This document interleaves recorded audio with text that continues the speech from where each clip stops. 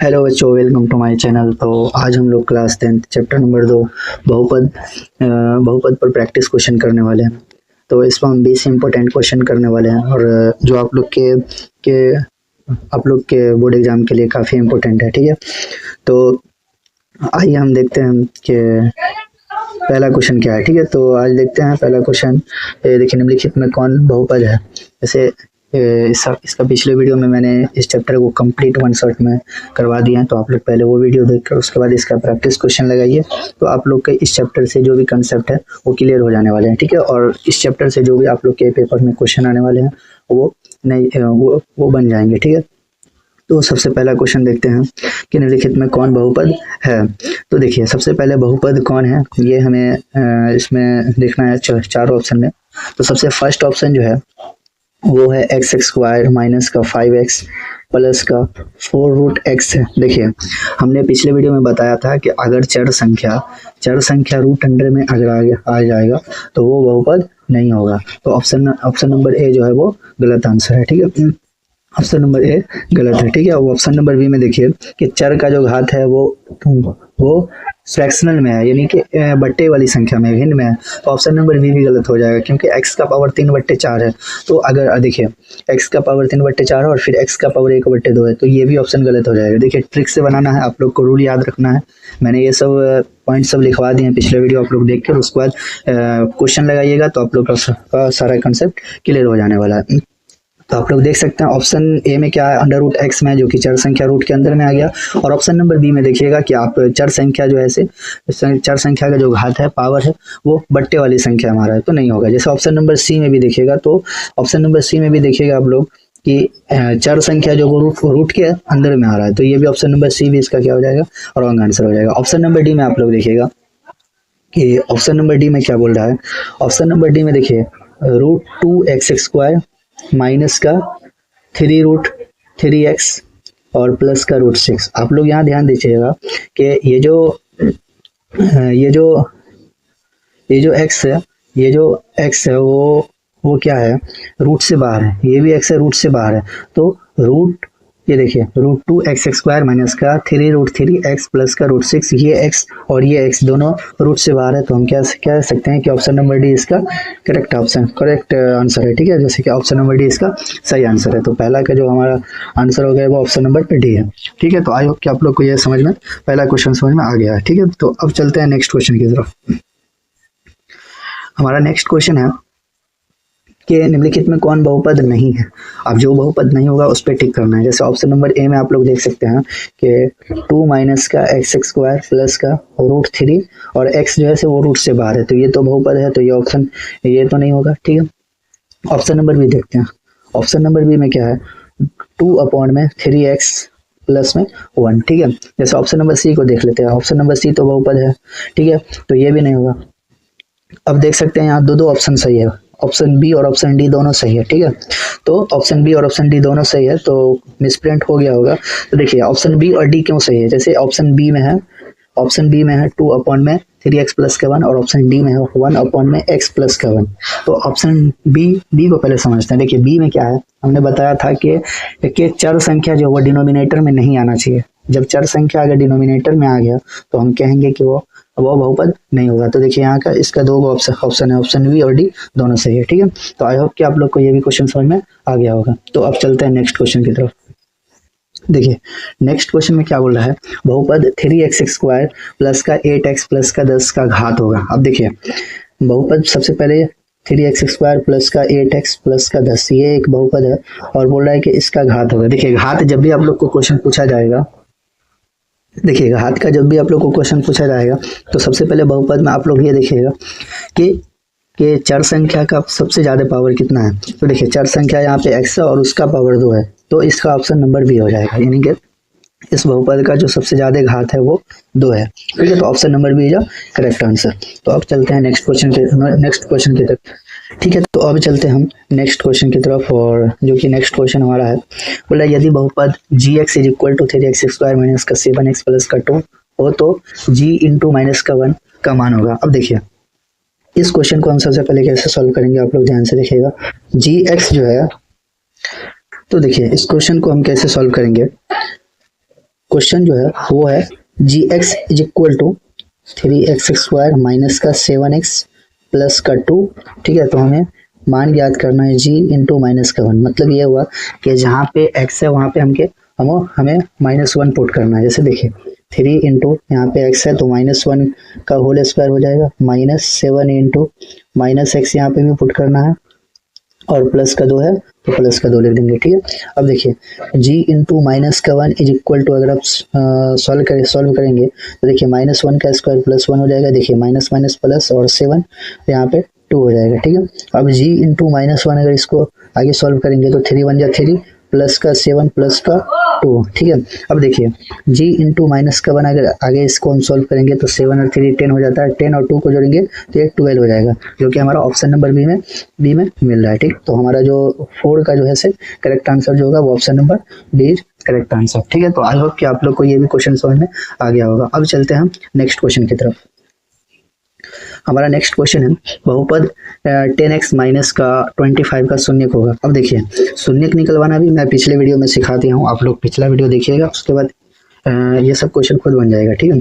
तो सबसे पहले हम जो भी हमारे पास बहुपद दिया हुआ है उसको सबसे पहले हम लिख लेंगे 10x माइनस का 25।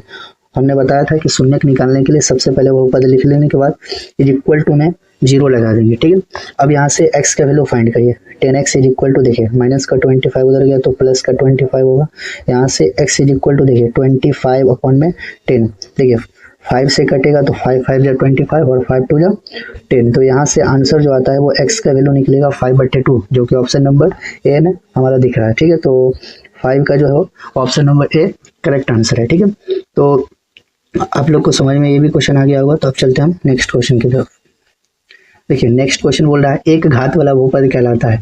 देखिए अगर किसी बहुपद में चर का घात अगर 1 हो तो उसको हम कहेंगे कि वो रैखिक बहुपद है। तो ऑप्शन नंबर 6 का जो है वो option number D C correct answer हो जाएगा, ठीक है। तो ऑप्शन नंबर सी जो करेक्ट आंसर है इसका। तो अब चलते हैं नेक्स्ट क्वेश्चन की तरफ। नेक्स्ट क्वेश्चन ये बोल रहा है कि y³ माइनस का 2y² माइनस का √3y प्लस का 1/2 का घात होगा। देखिए घात वाला क्वेश्चन आप लोग को हमने पीछे करवा दिया है। देखिए फिर से देखते हैं ये इस तरीके का एक बहुपद दिया हुआ है और बोल रहा है इसका घात बताने के लिए। तो देखिए घात बताने के लिए जब भी हमको बहुपद में देगा तो बहुपद का सबसे ज्यादा अधिकतम घात कितना है इसमें, तो आप लोग देख सकते हैं 3 है। तो इसका ऑप्शन नंबर सी इसका सही जवाब हो जाएगा, ठीक है। तो आप लोग को समझ में आ गया होगा। तो अब चलते हैं नेक्स्ट क्वेश्चन की तरफ। नेक्स्ट क्वेश्चन देखिए बोला बहुपद x² माइनस का 16 के शून्यक होंगे।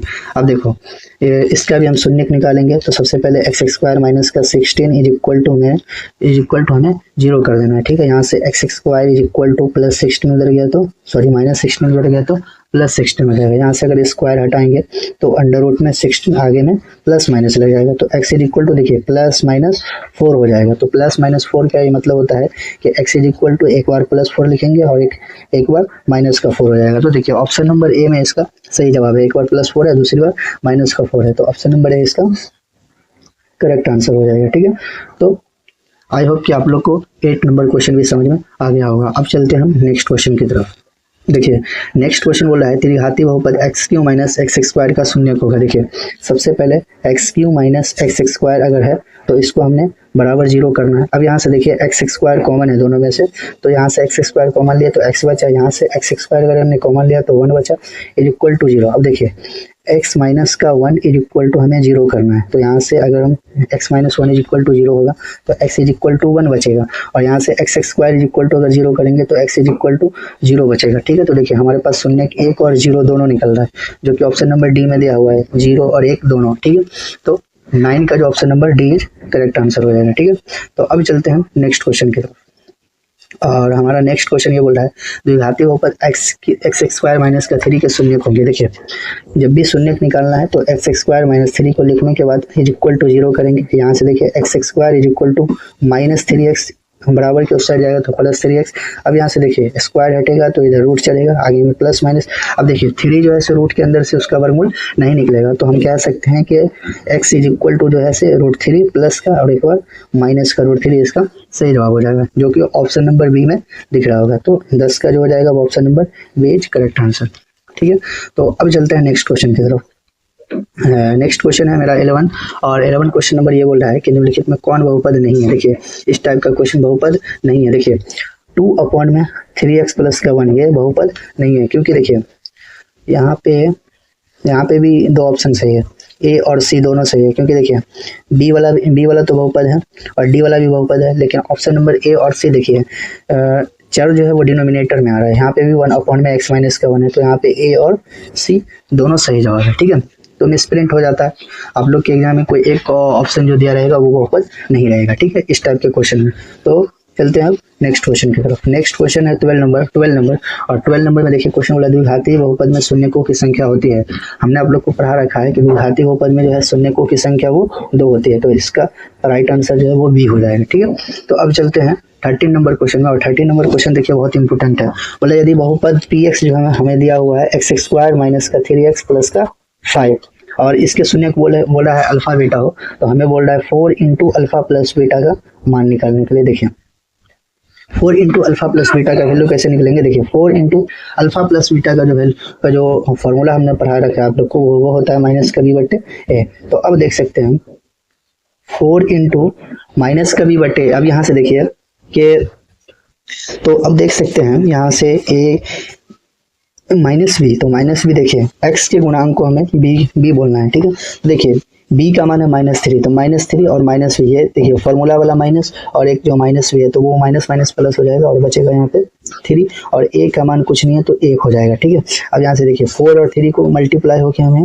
12 मिल जाएगा, जो कि ऑप्शन नंबर ए में दिख रहा है। तो इसका सही जवाब जो हो जाएगा वो ऑप्शन नंबर ए हो जाएगा। आई होप कि आप लोग को 13 नंबर क्वेश्चन भी समझ में आ गया होगा। अब चलते हैं नेक्स्ट क्वेश्चन की तरफ, जो हमारा 14 नंबर क्वेश्चन है। वो देखिए क्या बोला है। बोला यदि बहुपद x² माइनस का 9x प्लस का 2a के शून्यकों का गुणनफल 8 हो तो a का मान ज्ञात करें। देखिए हमारे पास शून्यक जो दिया हुआ है वो x² माइनस का 9x प्लस का 2a है। ठीक है, तो हमें और शून्यकों का गुणनफल देखिए ये मैंने पढ़ा रखा है। शून्यकों का गुणनफल का मतलब होता है अल्फा इंटू बीटा। अब जब शून्यकों का गुणनफल का यह मतलब होता है अल्फा इंटू बीटा, तो अल्फा इंटू बीटा का जो फॉर्मूला होता है वो होता है सी बटे ए। तो आप लोग देख सकते हैं अल्फा इंटू बीटा का जो फॉर्मूला होता है वो सी बटे है। अब अल्फा इंटू बीटा यानी शून्यकों का गुणनफल जो कि हमें 8 दे रखा है और सी का वैल्यू देखिए यहाँ पे 2a है। यहाँ पे देखिए x² के गुणांक को हम बोलेंगे ए, x के गुणांक को b बोलेंगे और जो लास्ट में रहेगा जिसमें कोई चर नहीं रहेगा उसको हम सी बोल देंगे। ठीक है, तो सी का वैल्यू यहाँ पे 2a है, अपॉन में a का मान 1 है। ठीक है, तो अब यहाँ से हम 1 का तो कोई वैल्यू नहीं हुआ, तो यहाँ से हम अगर सॉल्व करेंगे तो 8 इज इक्वल टू 2a है। यहाँ देखिए 2 4 जा 8 हो जाएगा, तो a इज इक्वल टू 4। तो यहाँ से हम बोल सकते हैं कि a का जो मान निकला वो 4 निकल जाएगा। ठीक है, जो कि ऑप्शन नंबर हमें ए में दिख रहा है। तो 14 का जो सही आंसर हो जाएगा वो ऑप्शन नंबर ए। तो आप लोग को समझ में आ गया होगा। अब चलते हैं हम नेक्स्ट क्वेश्चन की तरफ, जो हमारा 15 नंबर क्वेश्चन है।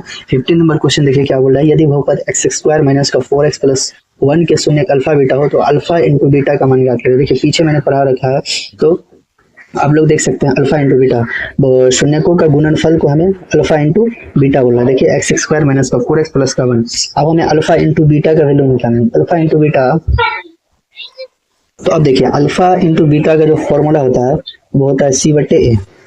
तो देखिए अल्फा इंटू बीटा का जो फॉर्मूला पर होता है वो सी बटे ए होता है। अब यहाँ से सी का जो वैल्यू होता है वो 1 है और डी ए का भी जो वैल्यू है वो 1 है, तो सी और ए दोनों का वैल्यू 1 है, 1 से कट गया तो यहाँ पे 1 बचा, जो कि ऑप्शन नंबर भी इसमें दिख रहा होगा। तो 15 का जो हो जाएगा वो option number B correct answer हो जाएगा। ठीक है, तो अब चलते हैं नेक्स्ट क्वेश्चन की तरफ, जो हमारा 16 नंबर क्वेश्चन है। तो 16 नंबर क्वेश्चन में देखिए क्या बोल रहा है। यदि बहुपद 6x³ माइनस का 11x², यहाँ पे एक x² होना चाहिए, तो 6x³ माइनस का 11x² माइनस का 3x प्लस 2 के शून्य अल्फा बीटा गामा हो तो alpha beta plus beta gamma plus gamma alpha का मान होगा। आप लोग देख सकते हैं ये देखिए alpha beta plus beta gamma plus gamma alpha.